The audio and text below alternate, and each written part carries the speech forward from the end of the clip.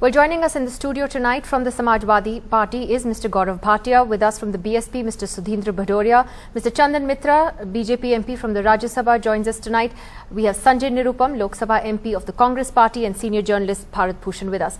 Gaurav Bhatia, you know, Durga Nagpal's suspension seems to be costing Chief Minister Akhilesh Yadav his image in a really big way. It's done a lot of damage to him. Would you concede that it has been a setback for how the Chief Minister is being perceived? I would respectfully say that this is the view of the media. And earlier on your program, I had given details regarding the suspension. So, you know, not spending too much time on just that issue, I would rather address the larger issue of what Mr. Akhilesh Yadav as Chief Minister has delivered to the state, which had very high expectations from him.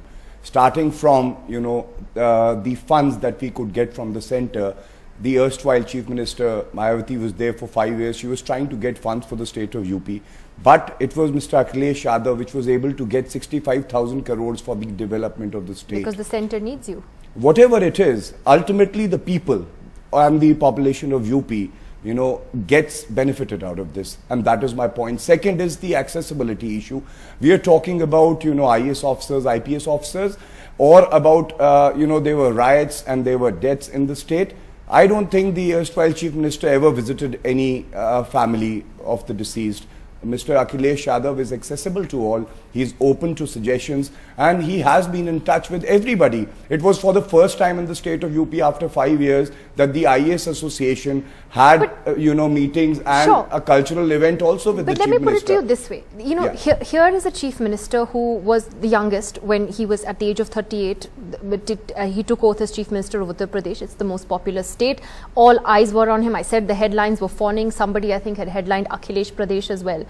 But, you know, in the way that he has handled this entire Durga Nagpal issue, there has been, it's seen in a rather negative light, not just by the media. There is a huge perception issue with how he's dealt with it. That's why you have someone like a Narendra Bhatti who can be on camera and say and boast and brag and say that, well, I called up Akhilesh Yadav and got her transferred within 41 minutes. How can anyone get away with saying that? Since you're again coming back to the topic. I'm just saying that, yes, you know, this comes back to the... I would answer your question in two parts. The first part addressing the issue, I had already said on your program that Durga Nagpal was actually posted as SDM Gautam Budh Nagar in August 2012.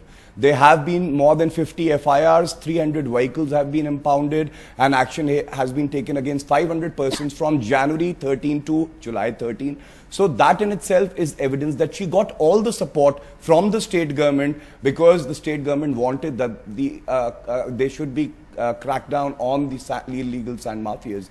The transfer of the suspension should not be viewed that it is because she was cracking down on sand mafias. There are other reasons. The situation was volatile. It was the responsibility of the government to avoid such a situation where communal riots could have happened, and that is exactly what the state government did. Which is a different debate, and we've had that. Time to tell. My question is on Akhilesh. My question is on the way party leaders have the guts, really. You know, like Mr. Bhatti, to say to a rally that, well, I could just call up the CM and get an officer transferred. Doesn't that undermine his authority in such a huge way? See, for the media, if you would take a comment from some leader and play it, I am here to defend the action of the government, which I think is fair and consistent with the rules which we are talking about. And apart from that, only time would tell whether it was right or not. We are confident that it was the right thing to do. And by doing that, we were able to ensure that there were no communal riots. And that's a big achievement. Okay, let me get to the other panelists tonight. Mr. Chandan Mitra, what do you think has gone wrong with the Akhilesh Yadav story? Because he started out, and many still think he's a very well-intentioned young man. He has progressive ideas. He studied outside India. He does have a vision. But what has held him back? Has it been his father? Has it been his uncles? Others in the Samajwadi Party? What's gone wrong with the Akhilesh Yadav story? I think Mr. Gaurav Bhatia is better placed than I to say what has happened to Mr. Akhilesh Yadav. I feel it's very sad because Akhilesh Yadav represented a new hope for a new generation in UP, and we had all hoped that after the thundering success of the Samajwadi Party under his leadership, UP will really turn over a new leaf, crime will drop communal tensions will go down, and UP will finally see modernism and progress. I think the past hangs heavy, and so I don't want to blame Mr. Akhilesh Yadav personally, but there's something about the Samajwadi Party and its culture which I'm afraid Mr. Akhilesh Yadav has not been able to deal with, and I think the biggest kind of blunder that has been committed and rightly criticized by everybody is this unwarranted suspension of the young SDM, and much as Mr. Bhatia may try, I don't think he can really convince anybody that this was justified. That we should leave to the audience rather than Mr. Chandan Mitra saying I'll not be able to convince. And Nidhi, I would just like to add to this. You know, there was a time when the media said that the Samajwadi Party is against the English language. Here is a young leader who had the conviction to tell the nation that no, we will introduce laptops, we'll introduce technology, we'll spread it to the rural areas as well.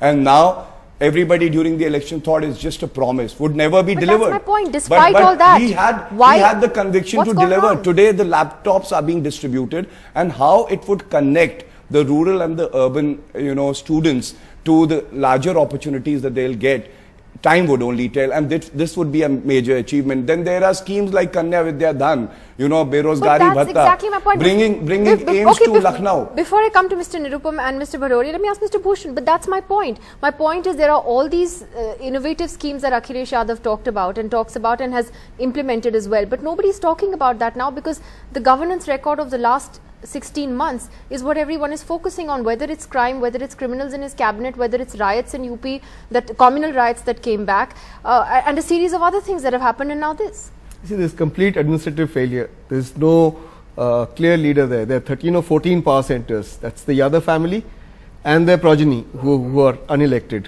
They are running the administration, and whether it's district level administration or Lucknow, transfers, postings, it's the Yadav family rule that is going on. Second thing that's happening, as you said earlier in your report, 27 communal clashes. I have heard a figure of 53. Now, 53 communal clashes under a government that claims to be secular, and not one IAS officer or IPS officer was punished for allowing those communal riots to happen. Correct. Factually, I'll place the facts. Ziaul Haq, Superintendent of Police, an icon for Muslim youth, somebody who got into IPS, murdered in daylight. And the entire power of the Samajwadi Party government goes into protecting one of their own, a notorious man who is a political figure, Raja Bhaiya. Laptops are being distributed. The laptop supplier apparently hasn't been paid, so he's supplying laptops without batteries, which cost 6,500 rupees. And people are unable to buy those batteries, and these laptops are being sold in the market. Incorrect again. Durga Nagpal case. You want to suspend a young SDM because you want to allow the sand mafia to do whatever it wants on a pretext of demolishing an illegal wall. Fine, you may be doing the right thing, you may be following the rules and regulations, but politically, does it make sense for a government going to a general election in 2014 to alienate the bureaucracy in the state? What happens tomorrow if Durga Nagpal wants a cadre change? If all those officers who are being harassed in Uttar Pradesh who think that they will not get fair treatment from the Samajwadi Party government, suppose they want to move out of there, you can threaten and say we don't want IAS officers. But if IAS officers vote with their feet, what happens to the political image of this government? Muslims of UP may not be bothered about a wall of an illegal mosque, but they are bothered about what's happening to their own people. They would be more bothered by the kind of signal that SP sent, Samajwadi Party sent in the murder of Ziaul Haq. So I'm saying that there's all-round failure, and what you see is really manipulation of the media.